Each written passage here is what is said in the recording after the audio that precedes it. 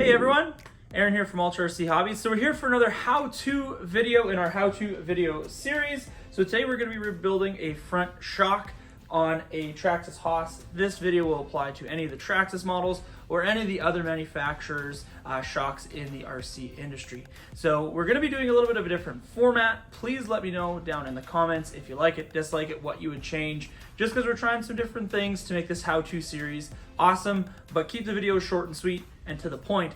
So if you're new to the channel, don't forget to click the subscribe button, check out all of the other how-to videos in the series. And if you like the video, give it a thumbs up. If you have any more questions, comments, throw them down below. If you want a more in-depth video that is kind of about the rebuilding of the shocks, throw that down below too, and we'd be happy to try and film it and make it work. So let's just jump right into it and get the shock rebuilt.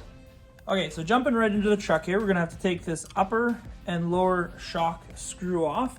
On these trucks, they are going to have the new eyelet on the shock cap.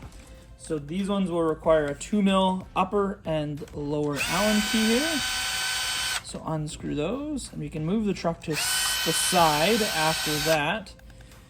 So we already knew this had a pretty bent shock shaft in it.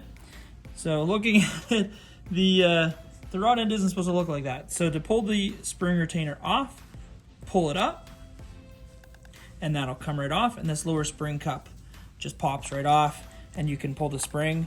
So now that we have the spring off, we can take a 2mm driver, go through the shock cap, and twist the shock cap off. Sometimes they're a little bit stiff to get off. It's a little bit fun. Use a water bottle and dump all the old oil out into that water bottle. Then we're gonna let this sit and completely get all the oil out before we pull the shock shaft. Now that the shock's been sitting upside down on a paper towel, we can pull the shock shaft.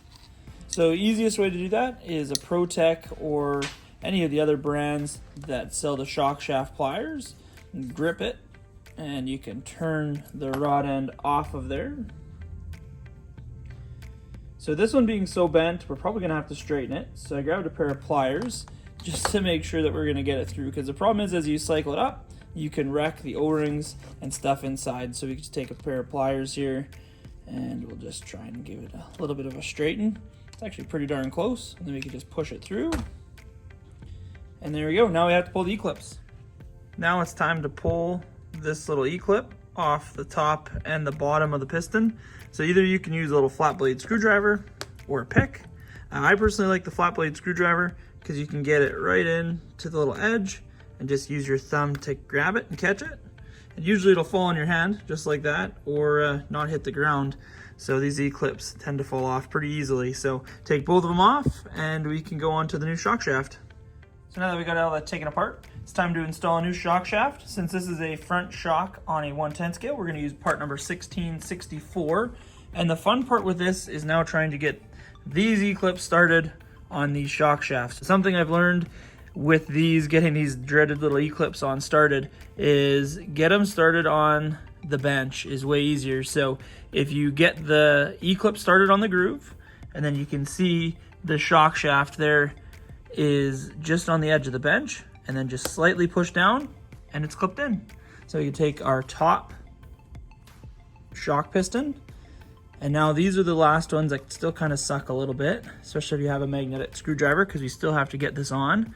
So again, just hold your thumb and boom. The thing you always want to make sure is you hear that click when you push them in. And if you're not sure, you can always just give a little bit more force and push down on it and just make sure that that E-clip is set. So now that we got our shock shaft completely put back together and ready to go, we're just gonna unscrew this lower cartridge set and give these O-rings a good grease up. So there's gonna be an O-ring, an X-ring, a little spacer, and you're also gonna get another X-ring. So what we're gonna do is we're gonna take a little bit of simple green, we're gonna clean up those two O-rings, and we're gonna re-grease them. The O-rings a quick clean, have a little dollop of Avid slop on my finger here. So what we're gonna do is we're just gonna put the O-rings in this grease and just make sure that we get a good coating of grease on these O-rings just so they don't swell with getting shock oil touching them. So now that we have a good coating, what the build was, we're just going to use this 2mm, was an O-ring. Then we had the spacer, slide it down. Then we had the other O-ring that goes like that. So I'll take all the grease that we have left on our hand and just make sure that it's all greased up really good. And then we can slide that right back into the shock body. Don't tighten this lower collar all the way, just get it snug. And then anything left on your hands, just run the threads through for the shock shaft. And then you can slowly get it in there. And as you're getting the threads through the cartridge and the spacer, just give it a twist so you don't wreck the threads, wreck the O-rings with the threads, sorry. And there we go. We have a fully rebuilt shock. Now you can put some oil in it. So now we have the shock ready to go and put oil in it. You don't need one of these shock stands, but it does make life a little bit easier.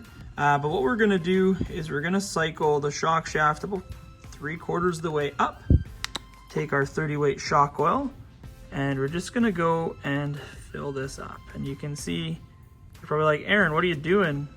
The shock itself is only gonna have oil halfway up.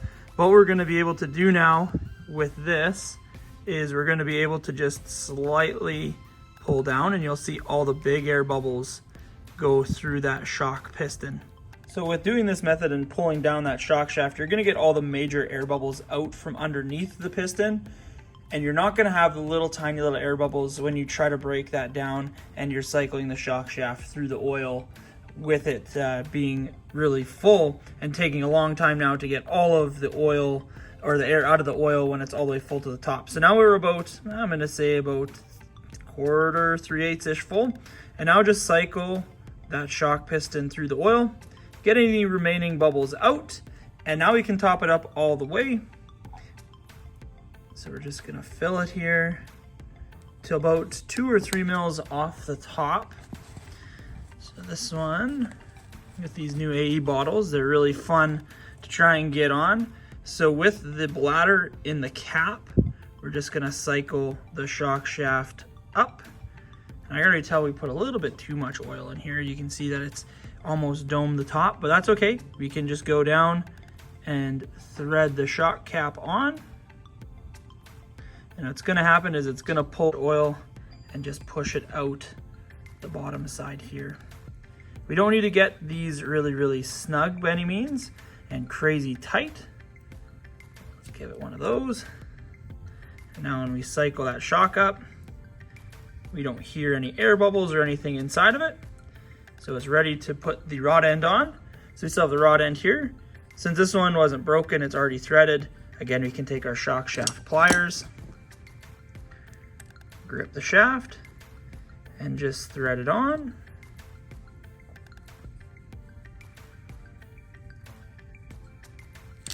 And then we can put what we had on there once we give it a wipe, because it's still a little bit full of oil. We can throw our spring collar on.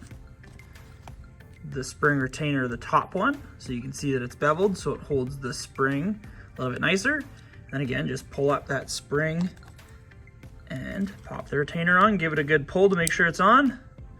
And there we go. Freshly rebuilt Traxxas Ultra Shock. Hopefully this helps. These are also going to be one of these videos in the how-to series we're doing, and I hope everyone enjoys them. If you want to see anything else on our how-to essentially do anything on an RC car and in the how-to section of our YouTube channel, please throw them down below. So thank you so much for watching. We really do appreciate it. We'll catch you in the next one. Bye.